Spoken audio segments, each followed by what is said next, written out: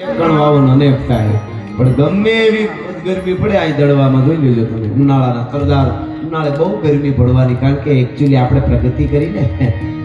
મને મામા વિચાર થાય આપણે 100 વર્ષ જીવતા ત્યાંથી 60 ને 70 પુગાડી દીધા પ્રગતિ કરી કે આ પ્રગતિ છે કઠણાઈ છે એને સમજાતું મને હા ખરેખર વાત છે આ અને કઈ કોણ ફટાક્યો થઈ જાય એનું કાંઈ નક્કી નહીં ઘરે ઘરે રોગ હવે આપણે પ્રકૃતિ તરફ ગાય આધારિત ખેતી તરફ નહીં વળી એટલે પછી હવે ઘરની હોસ્પિટલ બનાવવી પડશે આ ગેરંટી આપી દઉં તમને આ 5 માણસ 5 10 20 માણસનું કુટુંબ હોય તો કે આ અમારા કુટુંબની એક હોસ્પિટલ બનાવી છે આ તૈયારી છે અમારે કેટલા છે તો કે બસ 7 જણા છે ઘરમાં એમાં 3 ને કેન્સર છે હજી 3-4 બાકી છે